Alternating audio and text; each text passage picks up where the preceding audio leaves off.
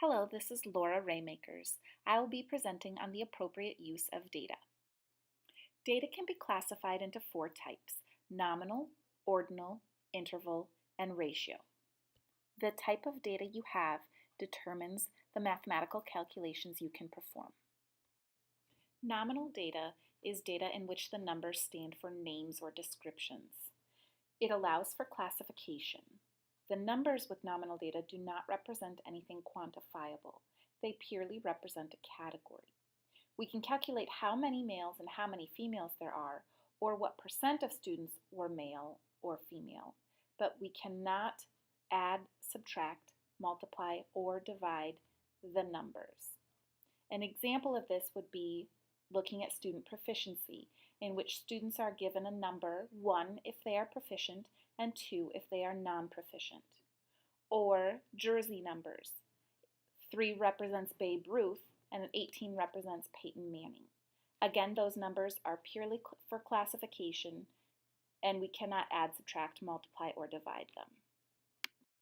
Here is an example using nominal data. In this class, we have 4 students who are rated as either proficient or non-proficient. When we look at whether or not it's appropriate to make these calculations, we could say that 25% of the class is non-proficient. That is an appropriate use of the data because we are summarizing the category. It would not be appropriate to say the average class proficiency score was 1.25. While we can add those numbers up and divide by 4 to get the 1.25, that is not a meaningful calculation with nominal data. It would be appropriate to say that 3 were proficient. Again, we are summarizing the category. However, it would not be appropriate to say the total proficiency score for the class was 5. The next type of data is ordinal data. With ordinal data, we have a certain order to our data, so the data are ranked. However, there is not an equal difference between data points. An example of this would be runners in a race.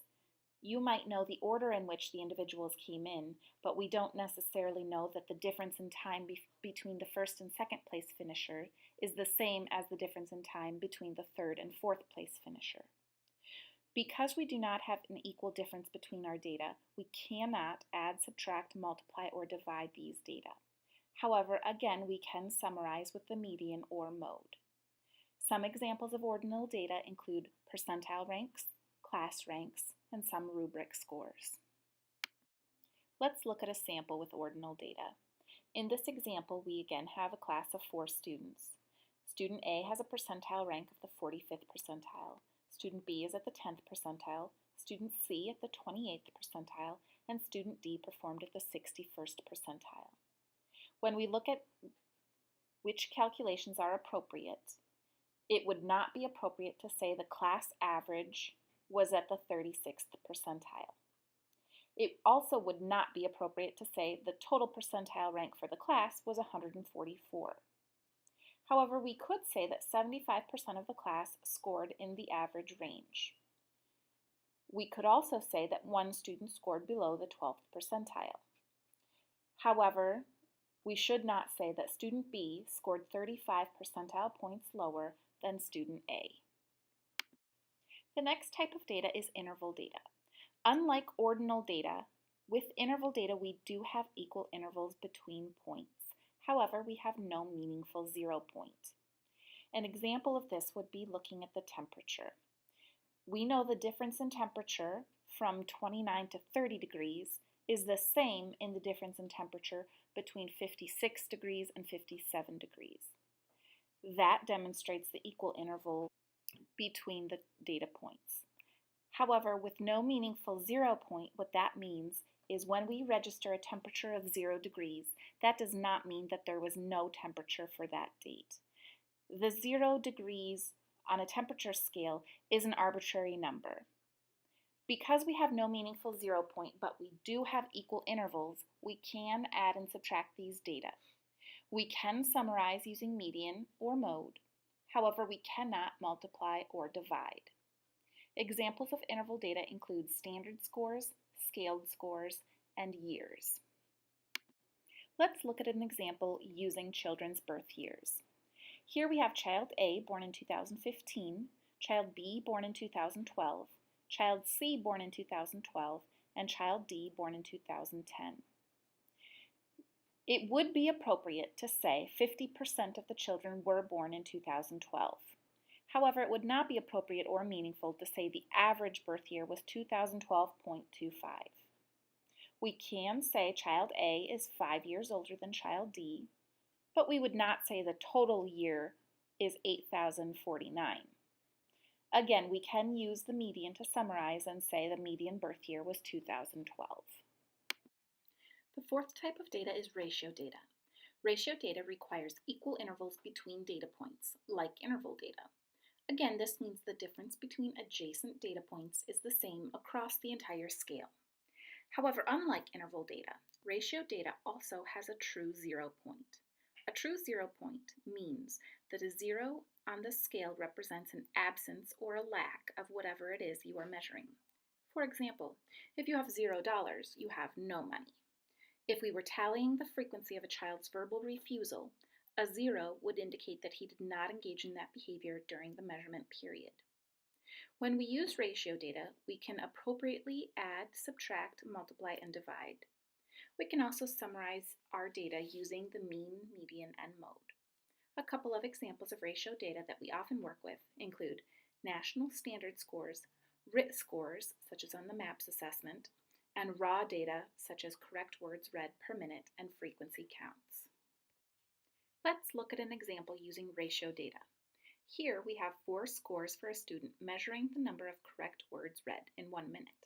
We know this is ratio data because we have an equal interval between data points, no matter where they are on the scale, and we know that a score of 0 correct words per minute would mean that the student did not read any words correctly, so we have a true 0 point. Since we are working with ratio data, we know that it is appropriate to mathematically manipulate our data. We can use subtraction to look at the difference between data point 1 to data point 4. We can add the data points up and divide to find the average is 66.5 correct words per minute. We can also add up the actual scores to say that the student read a total of 266 correct words. Now, we would probably not compute that last calculation, but mathematically it would be an appropriate use of the numbers. Now that we have covered the types of data and appropriate ways we can mathematically manipulate each type, we will move into calculating the rate of progress. A student's rate of progress is required for initial evaluations as well as reevaluations. When we calculate a rate, we are looking at a change in performance divided by time. This is a calculation that requires subtraction and division, so we know that we must have ratio data in order to make a meaningful rate calculation. Again, some of the data we might typically use could include raw data, national standard scores, or RIT scores. Here is an example of how we might calculate a student's rate of progress. George had a median baseline performance of 35 correct words per minute. After 8 weeks of intervention, his median performance was 42 correct words per minute. In order to calculate George's rate of progress, we need to look at the change in his performance divided by time, or in this case, the number of weeks of intervention. So we would take our ending performance of 42, subtract our beginning performance of 35, and divide by 8 weeks, which gives us an answer of 0.875. This means that George demonstrated a growth of increasing 0.875 correct words per week throughout the intervention. Here's another example where we are looking at frequency data, which we know is ratio data. Dylan had a median baseline of 10 aggressive acts per day. After 10 days of intervention, his ending performance was 2 acts of aggression per day. Using our rate of progress formula, we take our ending performance of 2, subtract our beginning performance of 10, and divide by 10 days, which gives us an answer of negative 0.8. Our negative sign indicates a decrease in performance. So our rate of progress for Dylan is that he demonstrated a decrease of 0.8 aggressive incidents per day.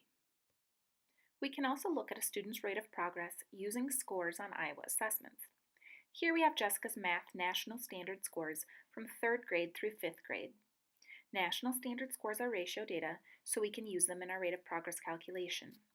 We take our ending performance of 189, subtract our beginning performance of 148, and divide by 2 years of growth. 3rd to 4th grade is 1 year, and 4th to 5th grade is a 2nd year of growth. This calculation gives us Jessica's growth of increasing 20.5 National Standard Score points per year.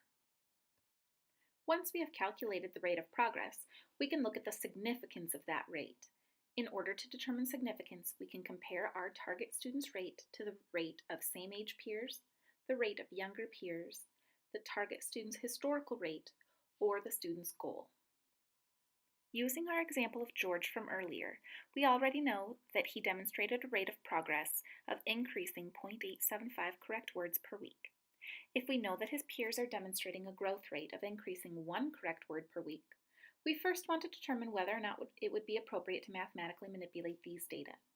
Thinking back to what we know about calculating a rate of progress, we know that we had to start with ratio data in order to appropriately subtract and divide. Now that we have rates, we need to think about whether or not our rates are also ratio data. Using what we know, we think about equal intervals. The difference between a rate of 1 correct word per minute per week and 2 correct words per minute per week is the same as the difference between 55 and 56 correct words per minute per week. So we do have equal intervals. Now we determine whether or not we have a true zero. A rate of progress of increasing 0 correct words per minute per week would mean that his performance at the end of the intervention was the same as his baseline performance, and that the student made no progress. So we do have a true 0 point. Now we know we have ratio data, so it is appropriate to mathematically manipulate these data. One way we can look at the significance of a growth rate is to calculate percent growth. When we look at percent growth, 100% growth would indicate that the student made exactly the expected growth. More than 100% growth indicates that the student made growth faster than expected, and typically this indicates that the student is closing the gap between his performance and expected performance. Less than 100% growth indicates that the student made less than the expected growth, and this often indicates that the gap between the student's performance and expected performance is getting bigger. Our formula for calculating percent growth is the target student's growth rate divided by the expected growth rate times 100.